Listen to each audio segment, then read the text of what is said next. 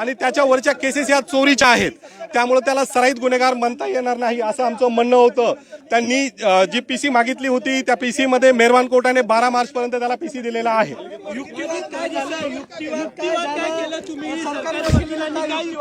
आम्ही युक्तिवाद असा केला की तो कुठल्याही प्रकारचा आरोपी नाहीये, त्याच्यावर जे काही प्रकरण दाखल आहे ते चोरीचे असून ते सिद्ध झालेले नाहीत. याशिवाय जी वेळ होती घटनेची ती 5:45 म्हणजे दिवसाचीच होती. कुठेही फिर्यादीने पीडितेने आरडाओरडा केलेला नाही, लोकांना बोलवलेलं नाहीये. आणि जे 2 वेळेस घटना नमूद करतायत तर त्यामध्ये तिला आरडाओरडा करत आला असता अशा प्रकारचे आम्ही आर्ग्युमेंट केलेली आहे.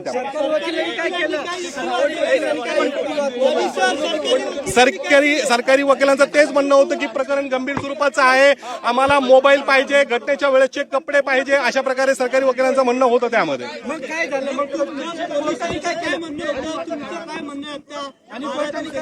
आता आमचं म्हणणं आहे की प्रकरण न्यायप्रविष्ट आहे. 12 मार्चला पुढील जे काही होईल ते होईल. बाकीचे डिफेन्स आम्ही सांगू शकत नाही या ठिकाणी आमचा जो डिफेन्स असेल. याशिवाय अजून एक महत्त्वाची गोष्ट, त्याच्या भावाला सुद्धा पोलिसांनी सोबत ठेवलेला आहे. त्याचा भाव सेम डिट्टू त्याच्यासारखा दिसतो. नाही, तो अजून मी सांगता येणार नाही, पण पुढची गोष्ट होईल. ओके, आमचा युक्तिवाद होता की कुठेही हा फोर्सफुली झालेला नाहीये, जे काही झालं ते कन्सर्नने झालेलं आहे. नसता ती महिला ओरडली असती, बऱ्याच त्या ठिकाणी वाद झालेला असता. कारण महत्वाचं ठिकाण आहे, रहदारीची ती जागा आहे, बस स्टँड आहे, जागोजागी सीसीटीव्ही कॅमेरे आहेत. न्यायाधीशाने काही म्हणलेलं नाहीये, न्यायाधीशाने फक्त ऐकून घेतलेलं आहे. त्यानंतर त्यांनी त्यांच्या पद्धतीने 12 जानेवारी अशी ऑर्डर केलेली आहे, आदेश केलेले आहे. आयोने अजून जप्त केलेलं नाहीये, आयोला जप्त करायचे आहेत. बाकीच्या गोष्टी फॉरेन्सिक लॅबसाठी पाठवण्यात आलेल्या आहे.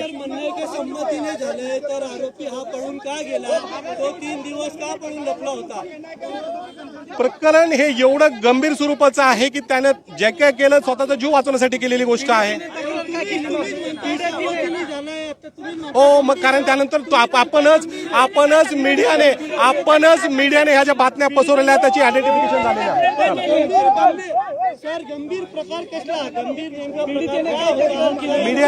मीडियाने त्याला गंभीर केलंय. मीडियाच्या भीतीने पळून गेला की काय असंच म्हणावं लागेल, कारण मीडियाने ट्रायल चालवलेले आहे की माझं अशा प्रकारे शारीरिक शोषण केलं गेलेलं आहे, बसमध्ये माझ्यासोबत बळजबरी केली गेलेली आहे, माझा लैंगिक अत्याचार केले, अशा प्रकारची पीडितेची तक्रार आहे.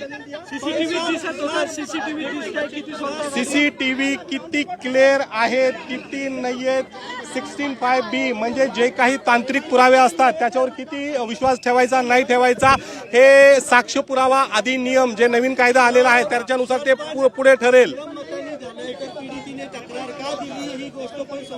ही नक्कीच समोर येईल जेव्हा प्रकरण चालेल. आम्हाला न्यायाधीशावर पूर्ण विश्वास आहे. प्रकरण जेव्हा चालेल नक्कीच. तुमच्याशी बोलायचा माझा संबंध नसतो, अजून पीडितेशी बोलायला आरोपीच्या वकिलाचा काही संबंध. तुमच्या क्लायंटशी बोललात का? अजून आरोपीशी आमचं बोलणं झालेलं नाहीये, कारण आज त्याला उशिरापर्यंत आलेला आहे. हो, त्याच्या आयडेंटिटीमुळे त्याच्या कुटुंबाला त्रास सहन करावा लागत आहे. मीडियाने त्याचे जे फोटो व्हायरल केलेले आहेत त्याच्या कुटुंबाला आज उपासमारीची वेळ आलेली आहे आणि त्यांच्या बचावासाठी काहीतरी पोलिसांनी पण केलेलं पाहिजे, शासनाने त्यांना सुरक्षा द्यायला पाहिजे असं माझं म्हणणं आहे. त्याच्या जीविताला धोका वाटतो का तुम्हाला? 100% त्याच्या जीविताला धोका वाटतो. आज जे वातावरण आहे सगळ्या ठिकाणी पेटलेलं आहे तर नक्कीच त्याच्या जीविताला धोका आहे. तुम्हाला खरंच असं वाटतंय का हे सगळं संयमताने झालेलं आहे तुम्ही जे म्हणताय? मला वाटण्याचा प्रश्नच नाहीये. मी ॲडव्होकेट आहे, एक वकील म्हणून आरोपीची बाजू मांडणं हे माझं काम आहे. देव चांगल्या माणसालाही अन्न देतो, वाईट माणसालाही अन्न देतो. तो अन्न देताना कुणाशी भेदभाव करत नाही, म्हणून माझं काम, मी फक्त एक वकील आहे, न्यायाधीशासमोर खरी बाजू आणणे हे माझं काम आहे. धन्यवाद.